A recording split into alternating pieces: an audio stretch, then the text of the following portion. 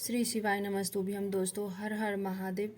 माता रानी भोलेनाथ की कृपा आप पर सदा सर्वदा बनी रहे। हमारे YouTube चैनल में आपका स्वागत है। तो चलिए आज मैं लेकर आई हूँ परमा एकादशी, सावन अधिक मास की कृष्ण पक्ष की परमा एकादशी कब है और उसके बारे में मैं कुछ जानकारी लेकर के आई हूँ। इसकी महत्व और परमा एकादशी की कथा। हिंदुओं में एकादशी का बड़ा धार्मिक और आध्यात्मिक महत्व है। इस शुभ दिन पर लोग व्रत रखते हैं। साल में कुल 24 एकादशियां पड़ती है। एक महीने में 2 बार कृष्ण पक्ष और शुक्ल पक्ष। इस दिन कठोर व्रत रखते हैं और बड़ी भक्ति और समर्पण के साथ भगवान विष्णु की पूजा करते हैं। तो आइए जान लेते हैं परमा एकादशी का दिन व शुभ मुहूर्त। तो परमा एकादशी का दिन है अगस्त में पहली एकादशी परमा एकादशी पड़ेगी। यह एकादशी व्रत 12 अगस्त 2023 शनिवार को रखा जाएगा। एकादशी तिथि 11 अगस्त को सुबह 5:06 से प्रारंभ होगी और 12 अगस्त को सुबह 6:31 पर समाप्त होगी।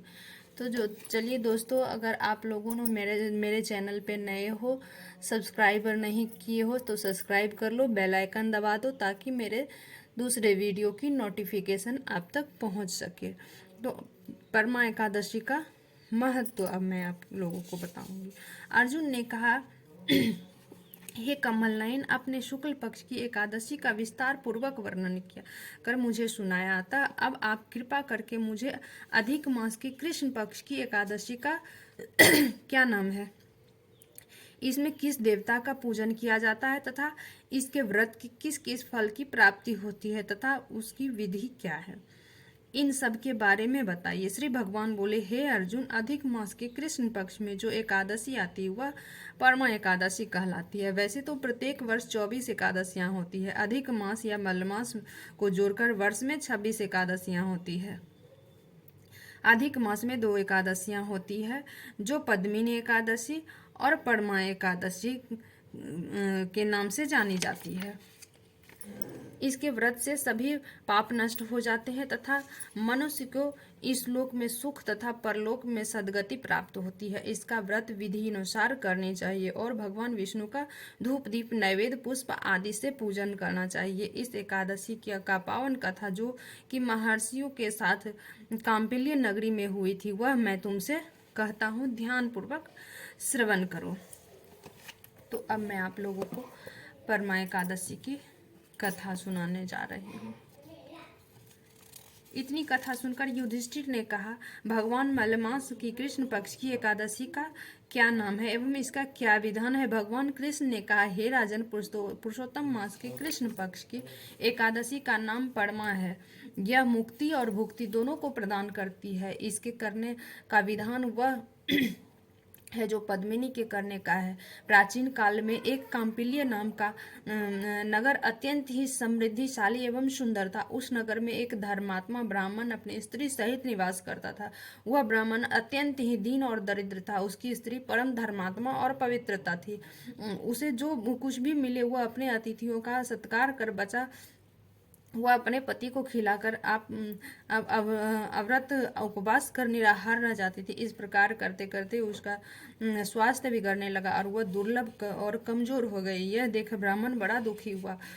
अपने को ही कोसने लगा कि जब मैं स्त्री का भरण पोषण नहीं कर सकता तो मुझे विवाह ही न करना था।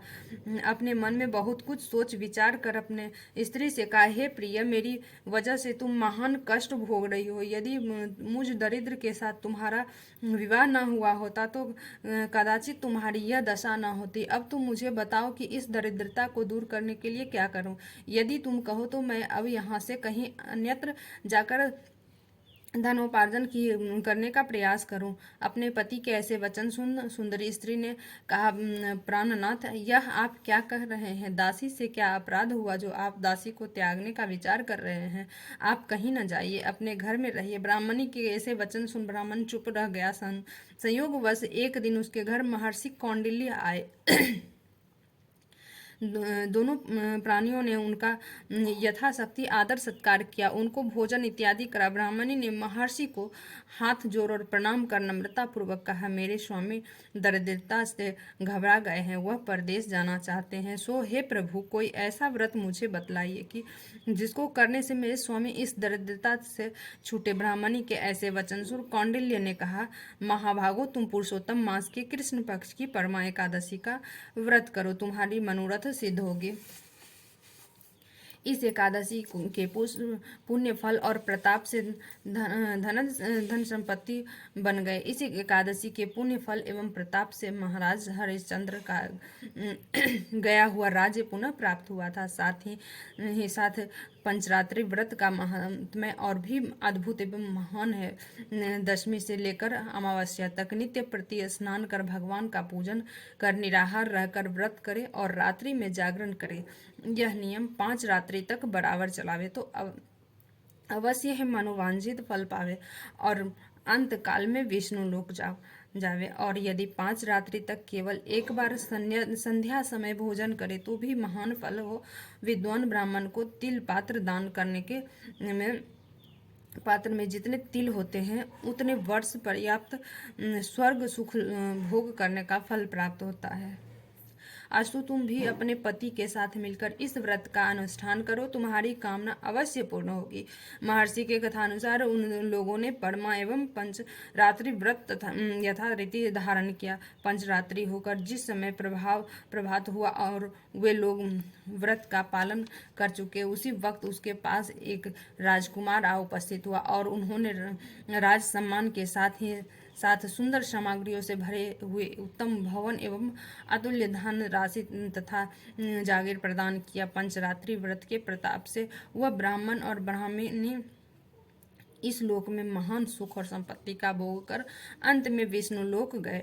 भगवान कृष्ण बोले, राजन, जिसने परमा एकादशी का व्रत कर लिया उनको पुष्कर, गंगा एवं अन्य तीर्थों की क्या आवश्यकता, गया में श्राद्ध करने की क्या जरूरत, यह सब महान फल तो परमा के करने से ही प्राप्त हो जाएंगे। जिस प्रकार द्विपदों में ब्राह्मण, चतुर्सदों में गाय और देवताओं में इष्ट देव श्रेष्ठ हैं, उसी प्रकार महीनों में मलमास श्रेष्ठ कहा जाता है।